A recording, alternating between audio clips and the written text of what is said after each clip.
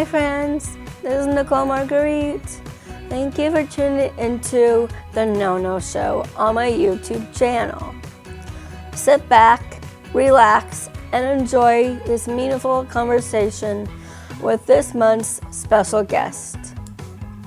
My show shines a light on the good things that are happening in the world that are healing humanity and some of the challenges we will face. I also like to cover topics that are sometimes uncomfortable or difficult to talk about. You know the no-nos in today's modern society. I hope this show will inspire you to advocate for human rights and for equality for all people and spark a love revolution. Let's get this show on the road. Welcome to the No Show, Donna Personna. I really appreciate that you're going to do this with me. Well, thank you. I'm going to enjoy this, I'm sure. You are a legendary transgender activist and drag queen and have been involved in so many incredible projects. That document of your life as movies, plays, and art shows. But you were 60 years old when you first debuted as a performer, as a drag show. You have accomplished so much in a short time. When did you know you wanted to make an impact in the transgender activists? Okay, yes, it took me 59 years to enter the world of performances and all the other things that I've done. I will say that I had stage fright, my entire life, as a teenager, when I was a kid. Well, I used to put on shows in my own home for friends.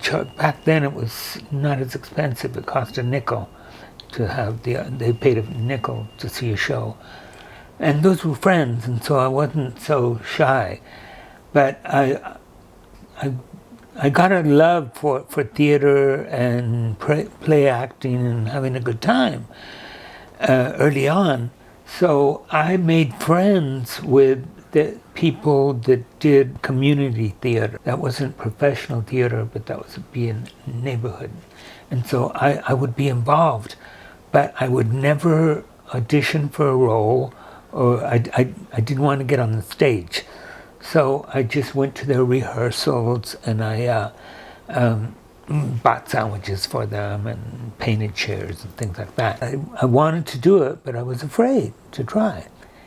And so in the 1960s, I came to San Francisco and I met a troupe of drag performers. They were called the Coquettes.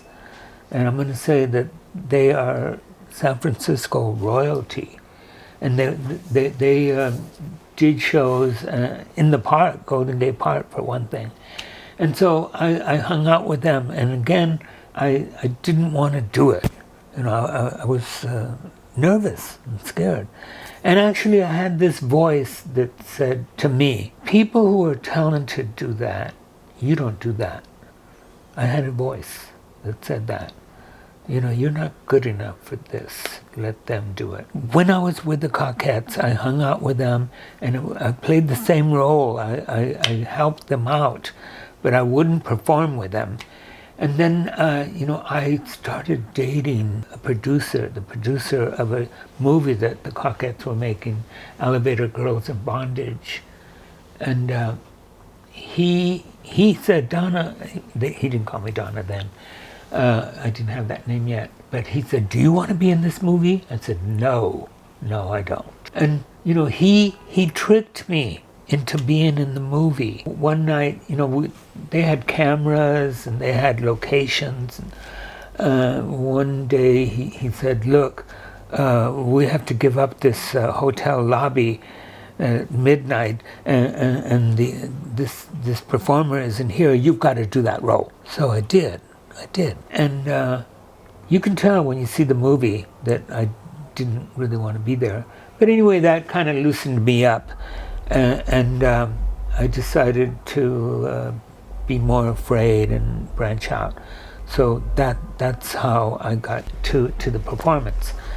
But fast forward a little bit. I'm performing, and I do drag shows, and I get more and more comfortable with it. And it really, I was born to do it in a way.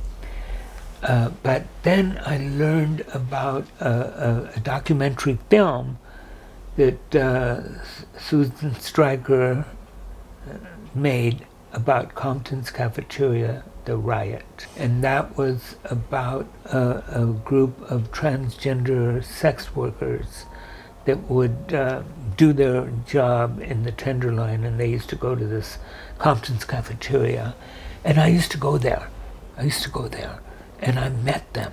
So I went to see the world premiere of the film Screaming Queens, which was about that event. And then I got approached by someone who wanted to write a play about it. So that's really like where my activism for the transgender community was born, out of that. There was no chance for me to ever live authentically or even think about that. So all these things came together for me and gave me the opportunity to be an activist for that demographic. Was there a moment in your life that inspired your activism? A moment in my life? Oh, okay, well, I'm going to go back to that first answer.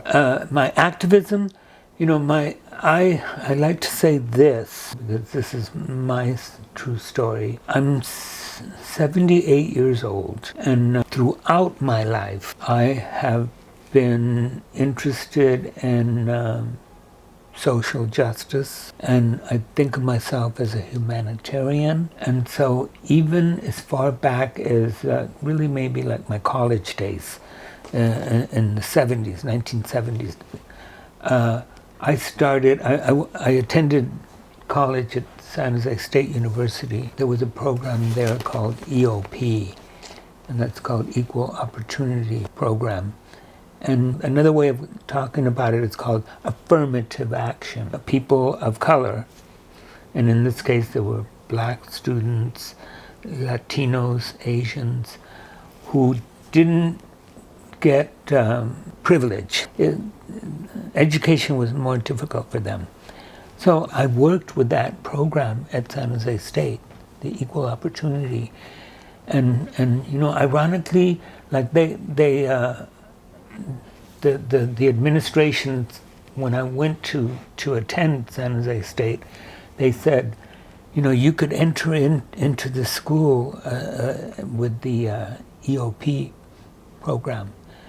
And I said, I don't want that for me. And so I went in to that school the way anybody does. I am Mexican American, and I volunteered to work with the students. And so that was a form of activism. I met with them and helped them with their studies at San Jose State. So and then along with that, it was a time of the farm laborers initiatives and the activism and protests to help California farm workers. Cesar Chavez, for one. So I went to school with Dolores Huerta, who worked with Cesar Chavez. I went to school with her daughters, and I knew some of the activists for that. And I did this in a car. One of my nieces that was going to college at the same time with me, she walked from San Jose State University to the Capitol building in Sacramento to talk about the farm workers and protest. And I did it too, but I was lazy. I did it in the car. So throughout my life, I picked different causes that resonate for me and that I have a passion for. And I do what I can for those causes. Thank you for sharing.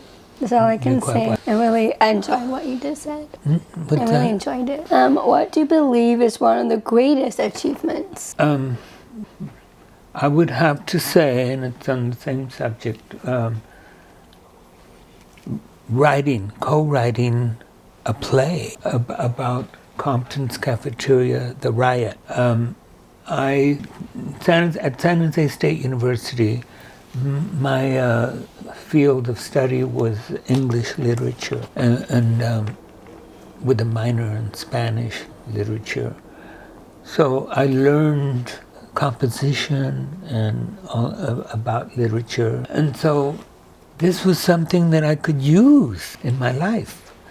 And so to me it is miraculous that somebody came up to me, a playwright, a man, Mark Nasser, who has written plays himself already, approached me and asked me if I wanted to take on this venture with him to write a play. And so, I mean, sometimes I talk like this. You look around the city here of San Francisco, how many of those people on those windows have written a play? I like the idea of doing things that seem like an achievement, a great achievement.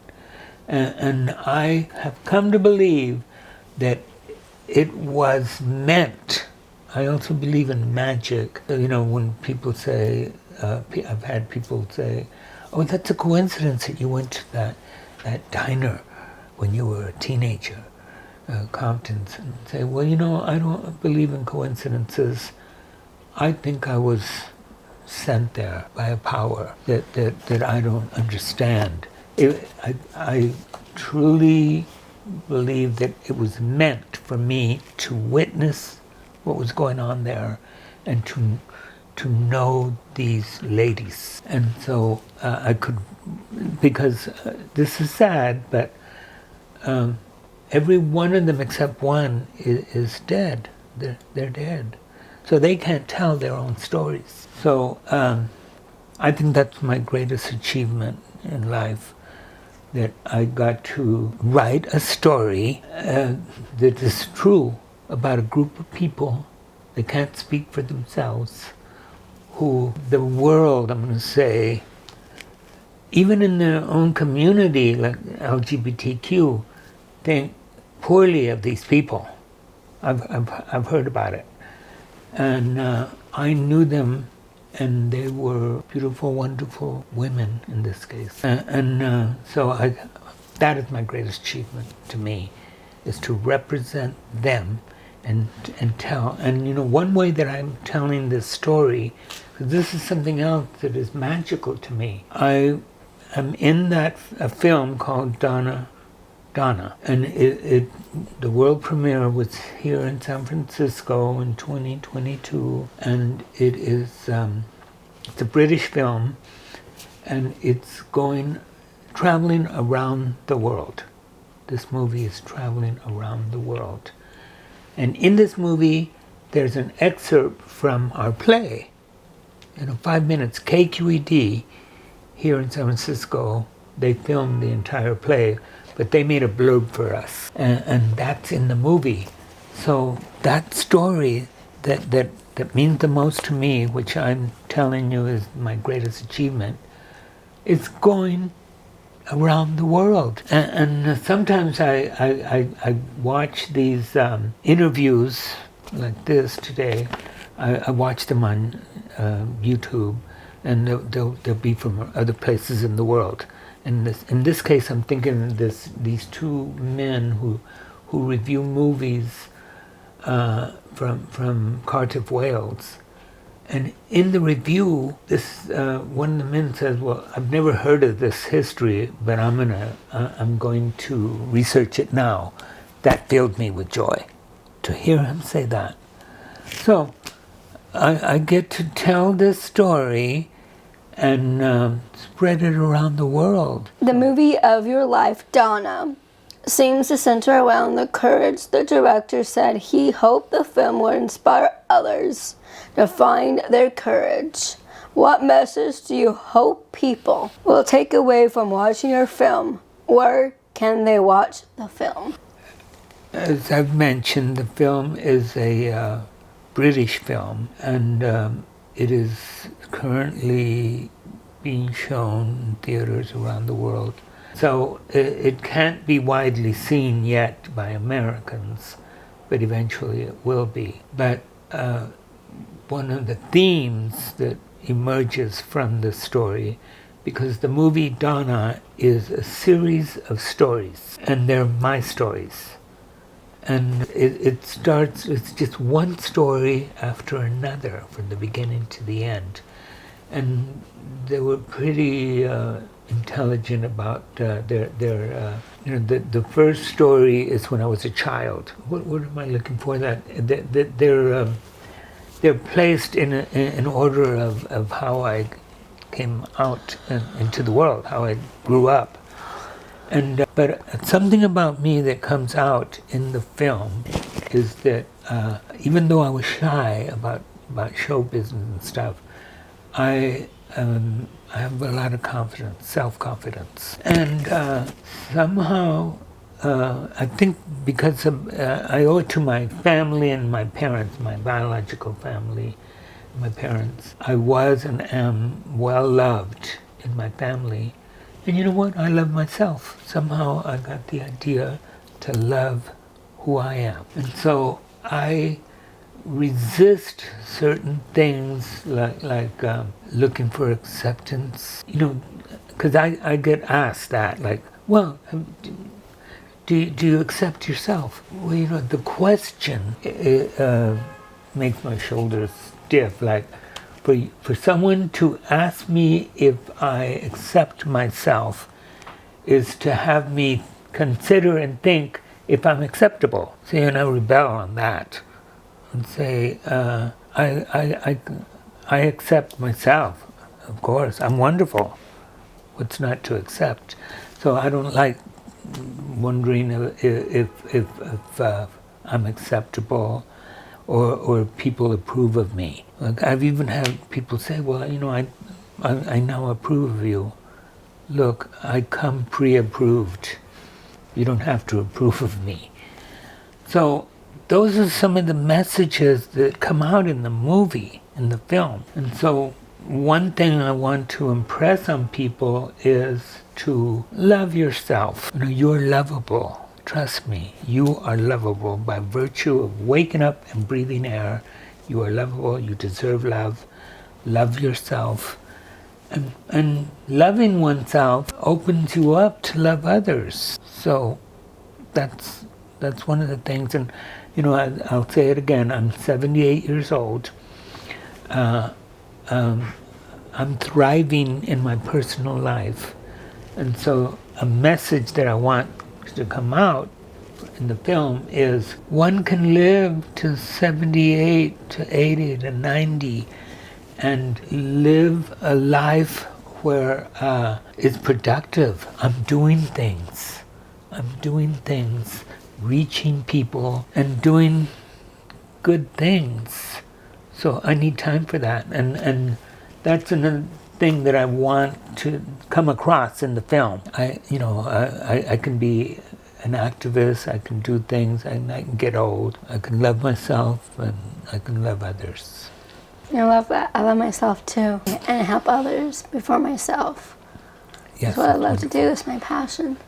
Yes, I love hearing that. Yeah. In the last few years, there has been real attacks on LGBTQ rights. It feels like the clock is being turned back. Do you think we can heal the divisiveness we are currently experiencing? What is your vision for a future of acceptance, inclusion, and love? Yes, I know that in this moment in time, the rights that we have earned are being pushed back on those things.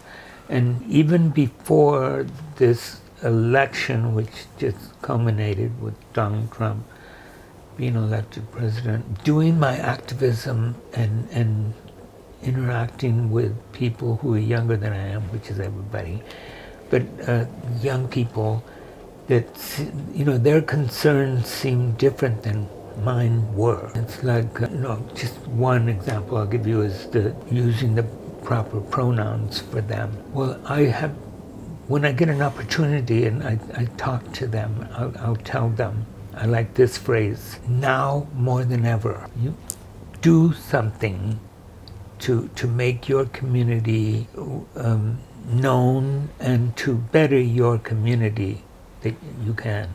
Everyone should do something because the powers that be are attempting to take away the things that we have gained just wanting to be human beings, living our lives. There's a pushback. For me, I want to stay upbeat personally, I don't, hand myself over to the ones that would say, "Oh, she would go hide and never come out. Let's figure out how to do that."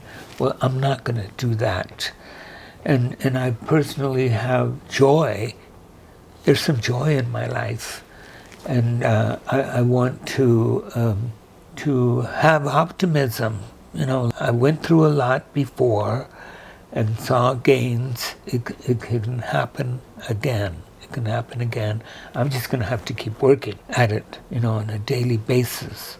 That's what I understand now that everyone has to do it. I want everyone to do something. And there's phrases that I've used that you've heard before. And one of them is, I'll say, like in the transgender community, I'll say to a sister or a trans man friend, like, if you hear something, you're in a group, or you hear something, and that's not consistent with your belief, say something about that. Because if you stay silent, it's you are saying, with your silence, you're saying, "Oh, you're right. That's how I feel too." So I know that people don't like to do that because they feel threatened, they feel like they're going to get harmed or something, but it's going to take that. In other words, risk your own happiness or whatever, get out there and do more than you've done if you can, because we can't do it alone. A few of us cannot do it alone. We need everyone. So that's my hope, and I'm still gonna be happy and but keep working at these things. I'm not gonna let it get me too down. That's how I feel too. Good. I love that.